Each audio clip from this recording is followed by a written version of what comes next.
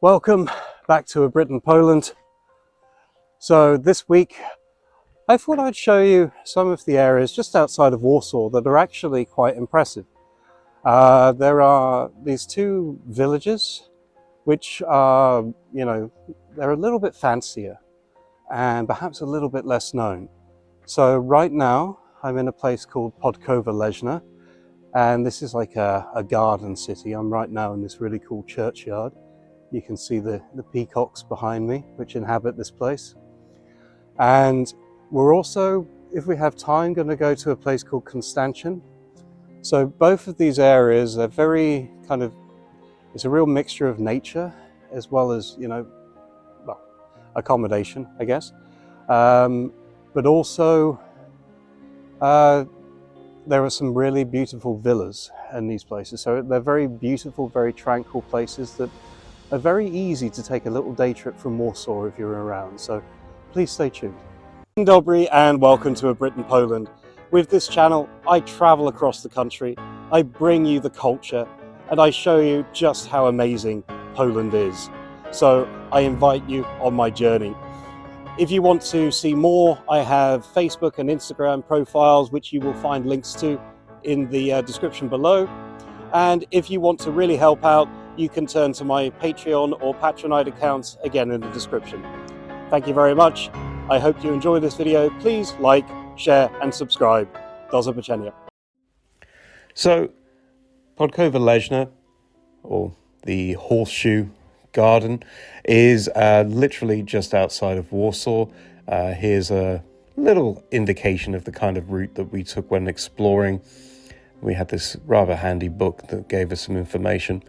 This is the main station, and actually the sort of city was built around this station. It is quite a key feature, the WKD line, not the alcoholic drink for people from the UK, in case you're wondering. And the centre, it's nice. There are a few nice shops, a few nice cafes, but this isn't why you come here. So we're going to explore bit by bit and share some of the history. So one of the first places that is really worth taking note of is St. Christopher's Church. And you might say, oh, another church in Poland, but this one has a beautiful garden. This is the emblem of Podkowa Leśna, the horseshoe garden as you see it. It has some beautiful peacocks, and the garden itself, it's split into like 8 thematic areas, symbolizing different things. Holy stuff, natural stuff, that kind of thing. We're going to come back to the church a bit later on, because we'll talk about the history in a little bit more detail. But I'll just say this should be your first stop in your journey. So the area where Podkowa Leśna is located once belonged to Stanisław Wilhelm Lilpop, who was a traveller and a hunter, and son of another Stanisław Lilpop, who was an industrialist. He and the co-founder of the company Lilpop, Rau and Lowenstein. So the city dates back to 9th of April 1925, when Stanisław Lilpop Jr., the joint stock company Siła I Światło, and the bank Związek Spółek Zarobkowych established the company Miasta Ogród Podkowa Leśna. At that time, the members of the board of the newly established company signed an act ordering the company to sell the area of Podkowa, and the creation of the city is directly related to the electric commuter railway, so currently the Warsaw Commuter Railway, built in the 1920s. On the initiative of Siła and Światło. Also in 1925, at the request of the company, a specific urban plan was created based on concentric streets, avenues around the railway station, hence why it's all built around the station, which was designed by Antoni Jawornicki. In 1981, Podkowa Leśna was entered into the Register of Monuments.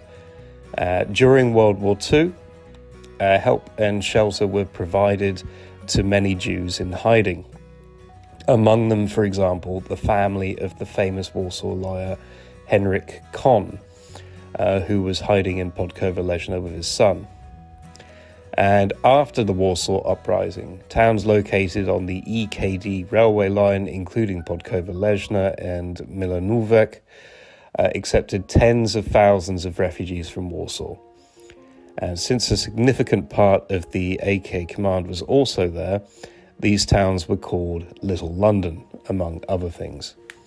The only radio station that survived the Warsaw Uprising was located in Podkowa, operated by Zofia and Stefan Korbunski.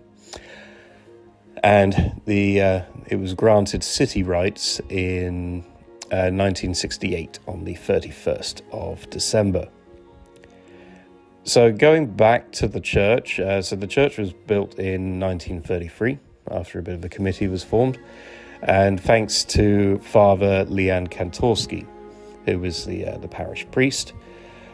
And the first performance of the so-called Beat Rock Mass Festival took place in his church in 1968. So in the 1980s, the parish was an important centre of the resistance movement, initiating various social, political and charitable initiatives. For example, several hunger strikes were held in defence of political prisoners. Mass for the homeland was celebrated. Meetings with the author were organised, where famous oppositionists, historians, etc. were invited. In 1964, the garden was massively expanded to what you see now by Dr. Zdzisław Bonkowski. So you can thank him for the beauty. So a little bit more of this about the city. So within the city, there are elements of old trees as well as free nature reserves. The Parów-Sojek Nature Reserve, the Bolesław, how do I say this? Heroniewicki Reserve, the Tyrewkowski Zaborów Reserve, and many natural monuments. Podkowa was intended as a villa resort for higher officials and the intelligentsia. So, yeah, actually we did see a rather famous Polish actor cycling on his bike. I only know this because my girlfriend recognized him, and I was like, oh, cool. Can I remember his name? No. Should I? Yes. But Podkowa Leśna, it's an incredible place to walk around and explore. It's beautiful. Definitely a place to go more in like the spring, summer and autumn. In the winter, well, it looks a little bit dead. But it's pretty cool to just see trees everywhere. I mean, the idea of building a place like this in the middle of a forest, it's exceptional. I mean, you get the idea looking at all of the immaculate villas that, yeah, you can tell a lot of rather wealthy people live here, hence the kind of aristocracy, intelligentsia vibe.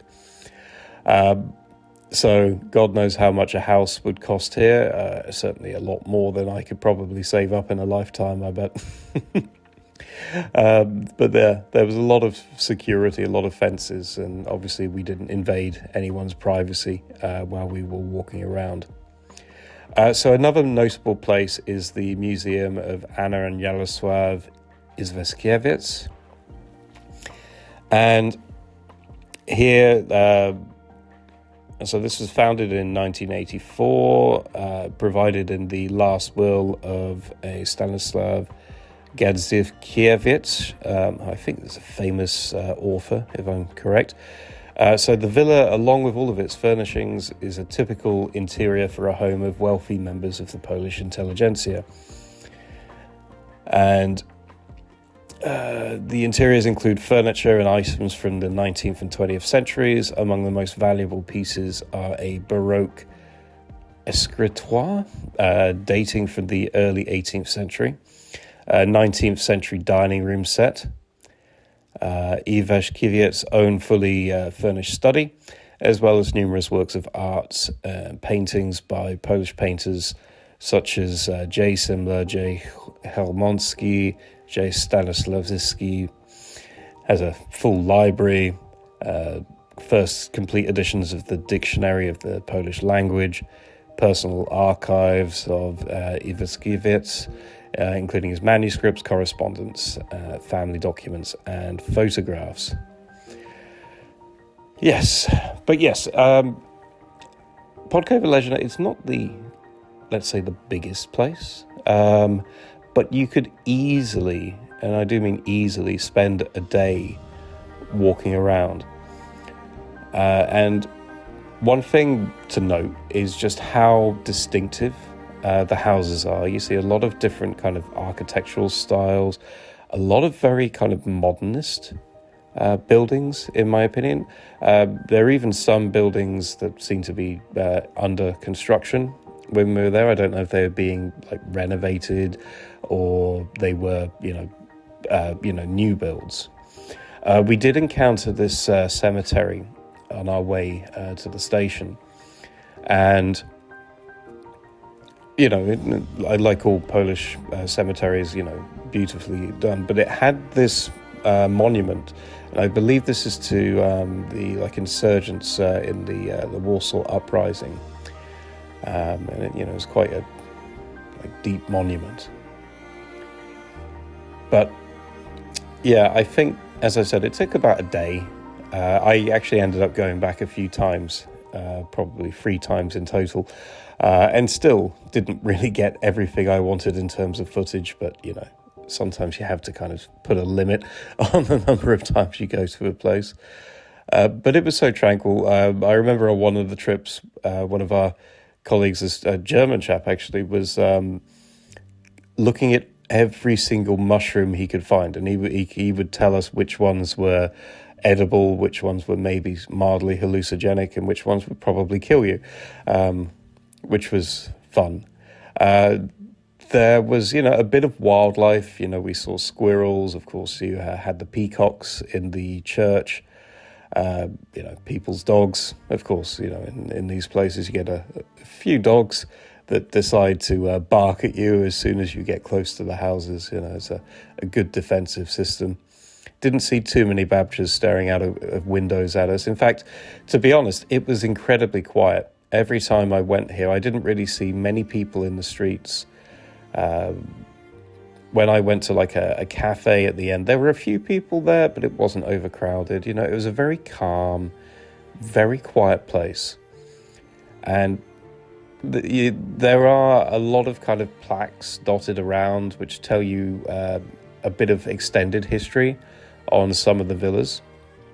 So if you're kind of interested to know a little bit more, there's that. I think they were mainly in Polish, but I think to be expected. But essentially, it is kind of like a free day out, apart from paying, 5 zloty or so, maybe 7 zloty for the train ticket to get there, and then the same on the way back. You're pretty much just walking around. But anyway, this was a little random place, very interesting place, so hope you enjoyed, and please visit. Do zobaczenia.